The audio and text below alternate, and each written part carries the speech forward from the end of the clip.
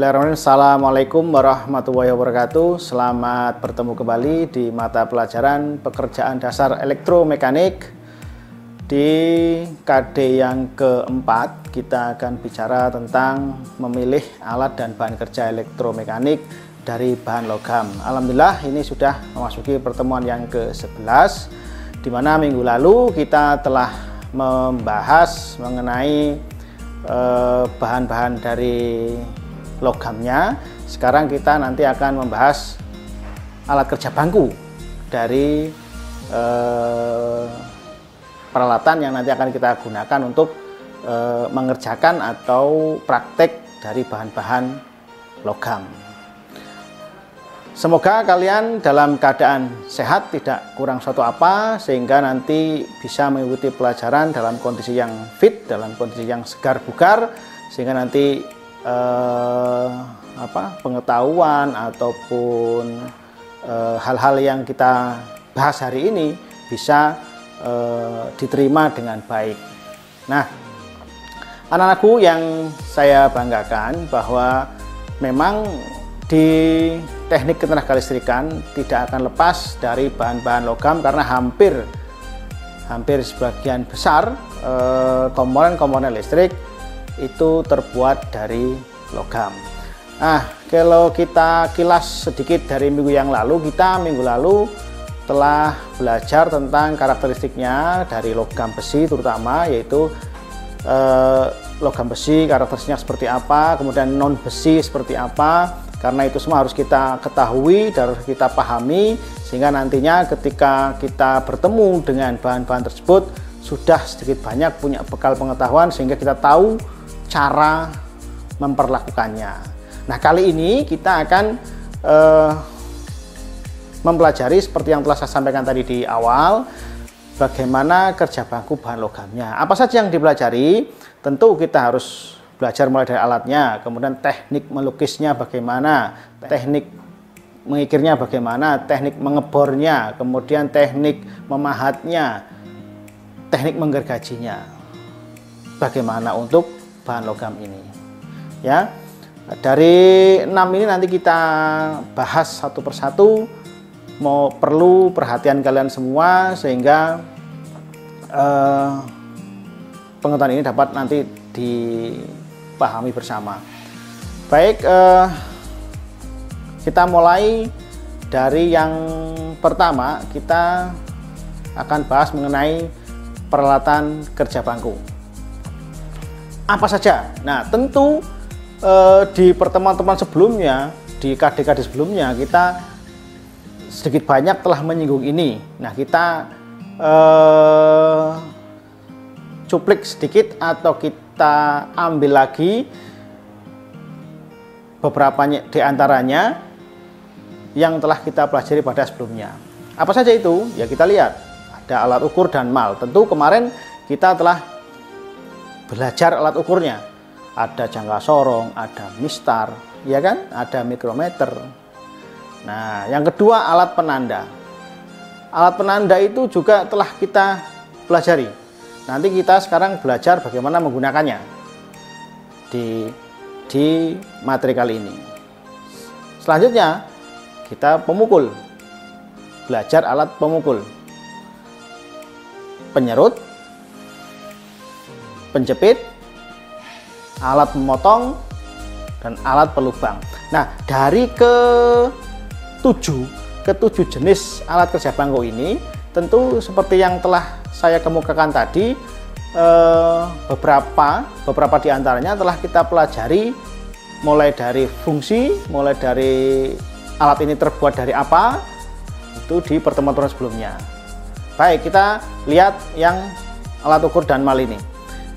Seperti yang telah saya sampaikan tadi, alat ukur kita pernah belajar tentang mistar, kita pernah belajar tentang apalagi jangka sorong, mikrometer, busur derajat, siku, dan lain sebagainya. Itu nanti kita pertegas lagi, kita perdalam lagi, sehingga nanti penggunanya tidak mengalami kesulitan. Nah, alat penanda, penggores, penitik, stempel, jangka tusuk, jangka pincang, Wah, ini jangka tusuk, jangka pincang macam-macam jangka saja. Nanti akan kita lihat seperti apa jangka tusuk dan jangka pincang ini. Stempel, nah ini stempel ini cap, ya, cap tapi untuk kerja logam. Ya, prinsip dasarnya adalah seperti stempel yang sering kalian lihat di kantor-kantor dan sebagainya. Cuma ini untuk kegunaan logam. Nah, seperti itu. Itu ada contoh di sini. Ada contoh, ya. Ada contoh itu paling bawah sana itu ada jangka tusuk, yang sini jangka pincang. Nah, ini mengenai ini juga termasuk alat penanda. Bisa kalian lihat itu ilustrasinya, ya seperti untuk menanda kalian menggunakan jangka-jangka pada umumnya itu seperti itu. Cuma ini kegunaan pada logam. Jadi ingin membentuk radius satu lingkaran, itu penandanya kan pakai jangka. Kalau pakai penggores, pakai penitik agak kesulitan kalau bentuknya benda kerjanya lingkaran, atau mungkin ingin membentuk suatu yang melingkar. Kalau membuat penggores itu ya akan kesulitan, maka diperlukan jangka seperti ini. Bisa dipahami ya. Berikutnya pemukul. Nah, pemukul ini tentu di pikiran kita sudah pasti muncul palu. Palu sudah kita pelajari bagaimana bentuknya, bagaimana kegunaannya. Silakan diperdalam lagi. Yang jelas nanti kita akan sering gunakan palu pen, palu konde, palu plastik. Seperti yang telah kita bahas di sebelum-sebelumnya. Penyerut apa? Kikir. Sudah kita bahas. Lanjut, penjepit ragum. Alat memotong itu ada gergaji, ada pahat, alat pelubang, ada drip, ada mesin bor, ada snai, ada tap. Nah, kita lihat. Nah, snai dan tap ini mungkin yang istilahnya mungkin agak sedikit asing bagi kalian. Itu bedanya snai dan tap itu pembuat ulir. Kalau snai ulir dalam, kalau tap itu ulir luar. Ya. Jadi itu nanti juga sedikit banyak, tapi di dalam ketenaga listrikan ya ada pekerjaan ini, cuma persentasenya kecil. Beda dengan di pemesinan. Ya, kalau drip ini prinsip kerjanya hampir sama seperti pahat. Nah, ini alat mesin bangku yang nanti akan sering kita gunakan di kerja logam dengan bahan logam. Baik, selanjutnya teknik melukis. Nah, teknik melukis dalam pengertian bukan kita istilahnya seperti orang menggambar dan lain sebagainya. Memang menggambar, cuma tidak berarti kayak menggambar pemandangan dan lain sebagainya. Ini adalah teknik bagaimana kita membuat tanda pada bahan logam yang akan kita kerjakan. Jadi di sana kita butuh dua alat. Apa aja? Penitik, menggores. Menitik plat logam, menggores plat logam. Kalau menitik plat logam berarti menggunakan penitik, penggores. Bagaimana caranya? Nah, bisa kalian lihat. Kalau menitik, insya Allah di pertemuan-pertemuan sebelumnya telah kita pelajari bersama. Bahan penitiknya dari apa, penggunanya bagaimana. Nah, ini operasional sekarang. Nah, yang jelas ketika kita menggunakan penitik, plat logam yang akan kita titik itu harus ditempatkan di bidang yang rata. Bidang yang rata. Jadi pastikan plat logam itu berada di bidang yang rata. Kemudian akurasi. Nah, akurasi titik yang akan kita beri tanda dengan penitik ini dipastikan, diperiksa. Pastikan dia berada di persilangan yang telah kita tandai, tas tengah-tengahnya. Nah, kalau sudah, berarti kita gunakan alat bantu apa? Pemukul, berarti palu. Nah, ya palu konde bisa, palu pen bisa, bukan palu plastik ya, bukan palu plastik. Nah, setelah kita pukul alat palu ya kita pukul penitik itu sesuai dengan tadi titik-titik yang telah kita pastikan. Seperti inilah kurang lebihnya. Nah, seperti itu, jarak yang cukup lah, jarak antara penitik dan palunya cukup, artinya tidak perlu terlalu tinggi sekali, terlalu keras, karena ini hanya penanda, karena ini masih pekerjaan awal. nanti ada perjalanan lanjutan setelah kita lakukan dengan penitik ini. Bisa dipahami ya? Bisa dipahami. Kemudian menggores kita juga telah tahu alatnya penggores, macamnya juga sudah kita pelajari. Nah, sekarang bagaimana cara menggunakannya? Nah, cara menggunakannya kita harus mengecek apa? Ketajaman penggores. Nah, agar benar-benar dia bisa difungsikan. Kemudian, nah dulu pernah kita sampaikan penggores ini dalam penggunaannya perlu alat bantu apa? Mistar. Nah, mistar. Jadi untuk memastikan bahwa goresan yang kita buat itu sudah sesuai dengan ukuran yang kita kehendaki atau tingkat lurusnya itu sudah kita sesuai dengan yang kita ukur, ya gunakan mistar itu untuk membantu menggores. Goreslah dengan landai pada isi mistar yang lurus, kemudian sekali saja, gitu aja. Karena kalau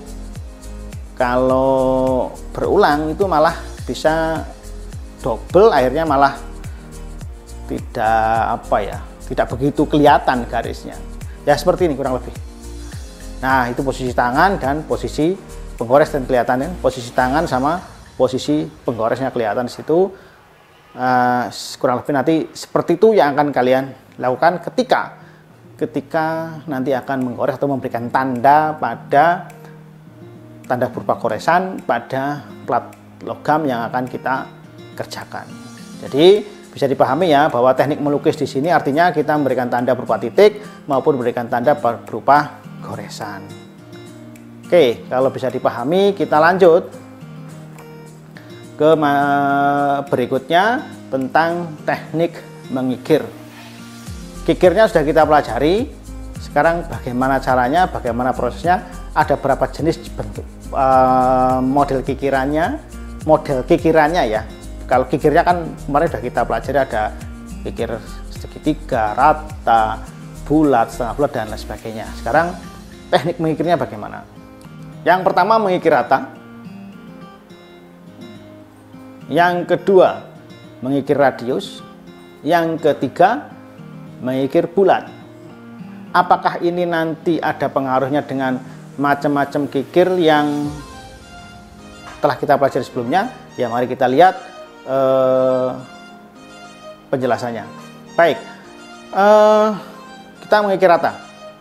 Nah, ada 3 jenis atau 3 karakteristik atau 3 sifat lah dari mengikir rata itu, yaitu ada mengikir memanjang, mengikir melintang, dan mengikir menyilang.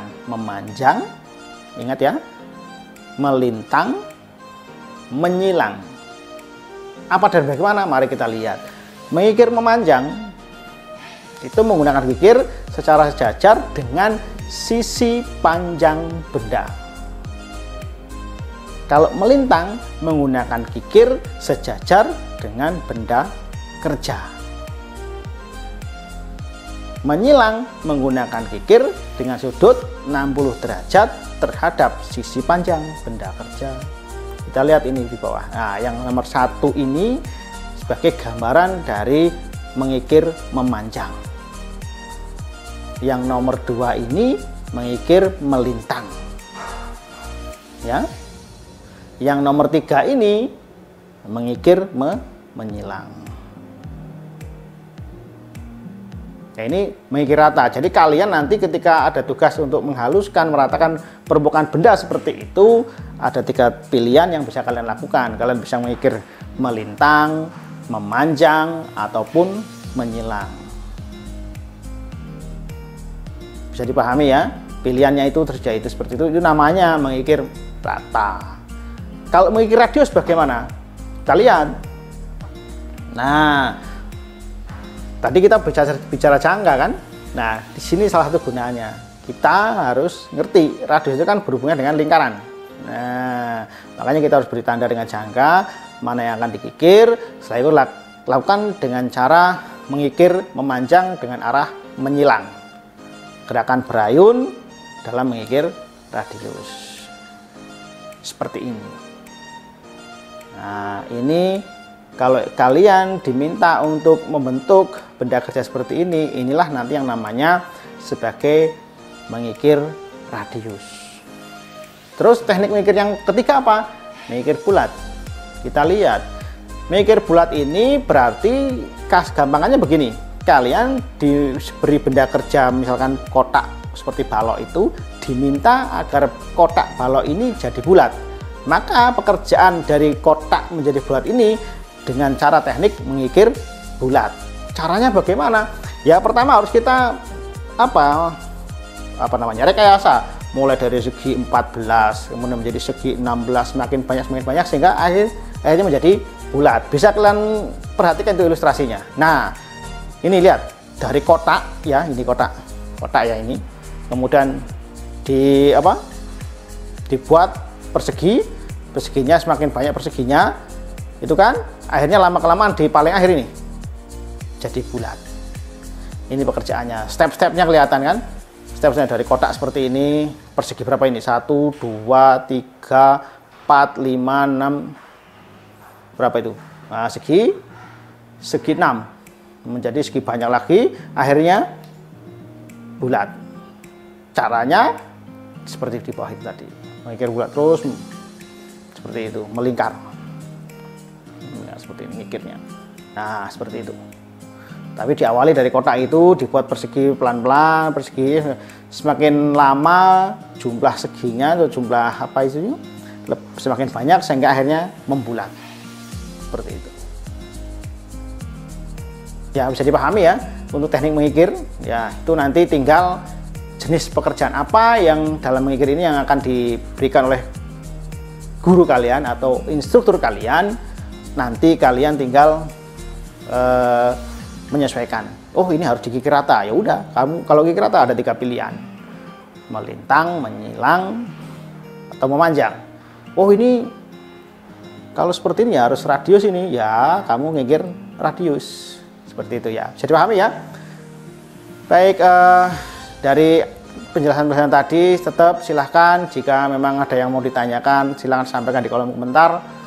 Kalian nanti akan kami beri jawaban atau akan saya berikan respon sesuai dengan pertanyaan yang kalian berikan. Jadi agar pembelajaran ini bisa berjalan lebih hidup lagi. Baik, kalau teknik mengikir sudah bisa dipahami, kita lanjut. Baik, yang keempat berarti kita belajar teknik mengebor.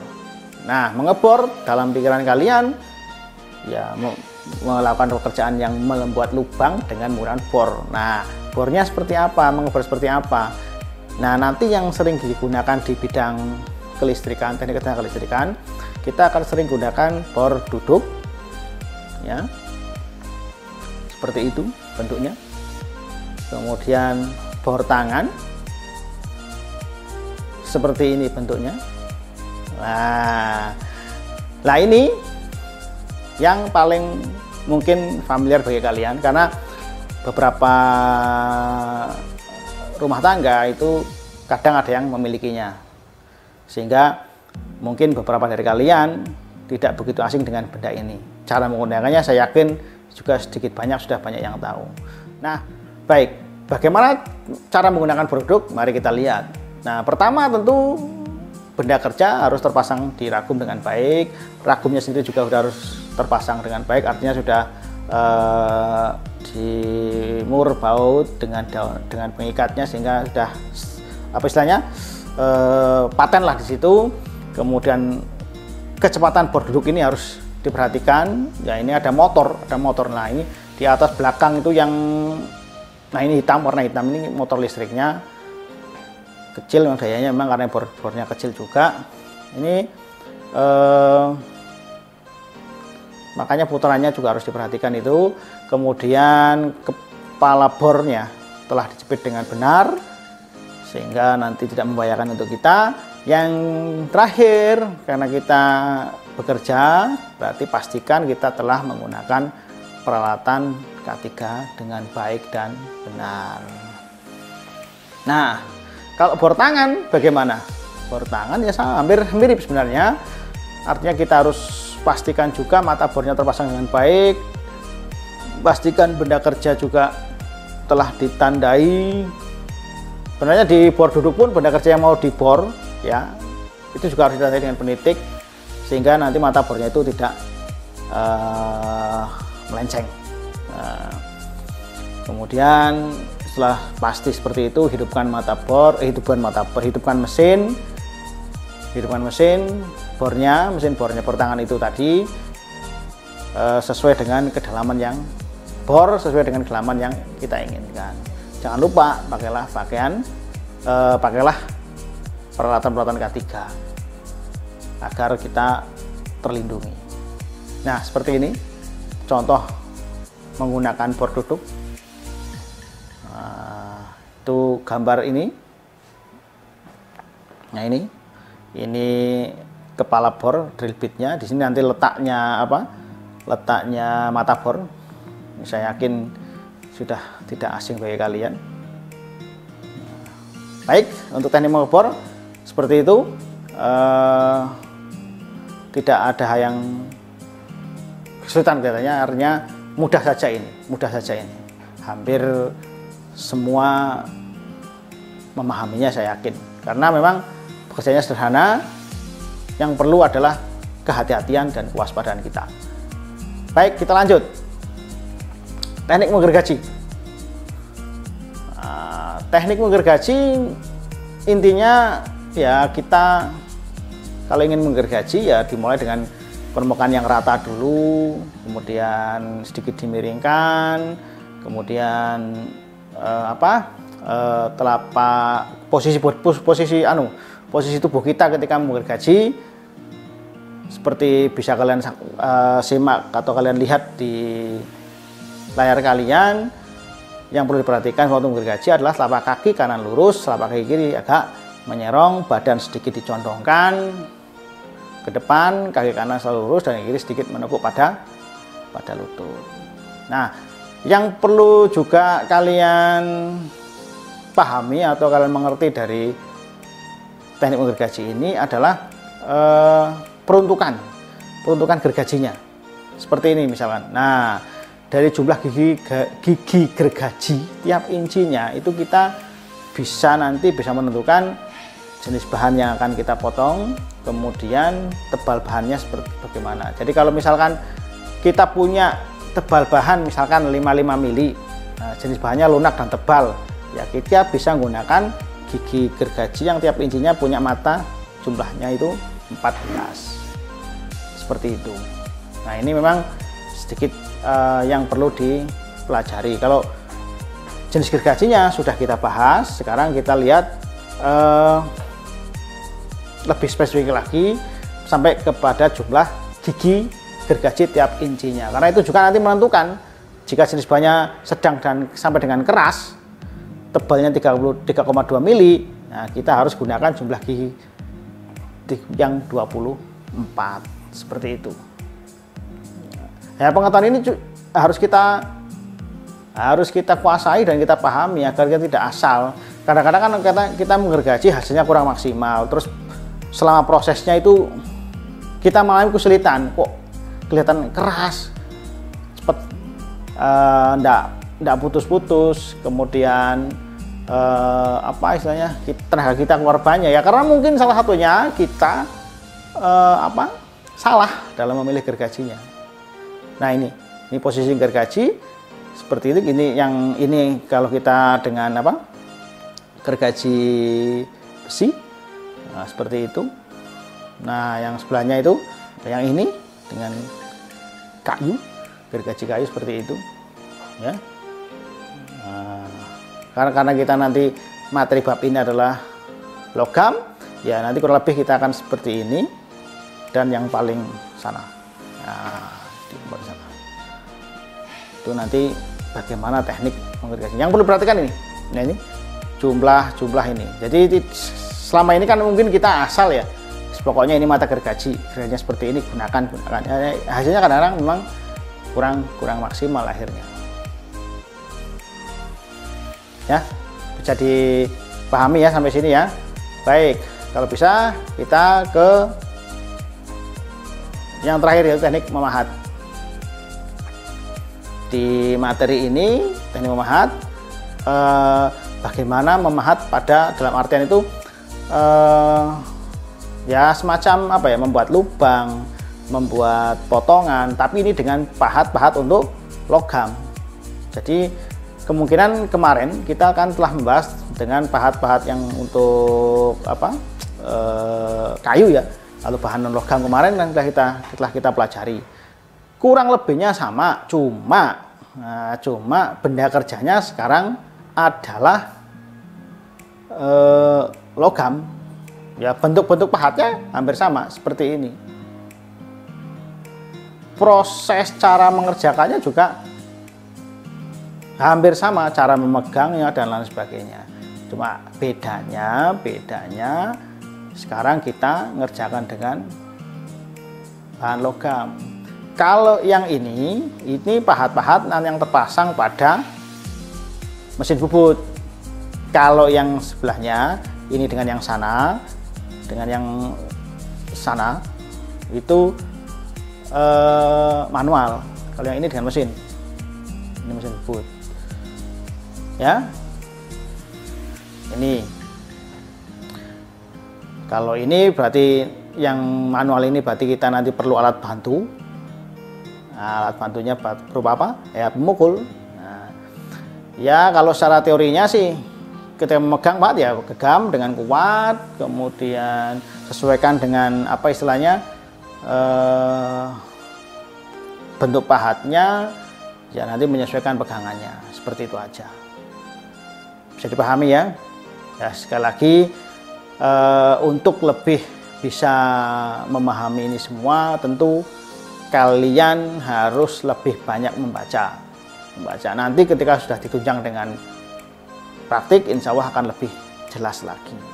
Tapi yang tidak kalah pentingnya adalah literasi kalian atau bacaan kalian harus diperbanyak.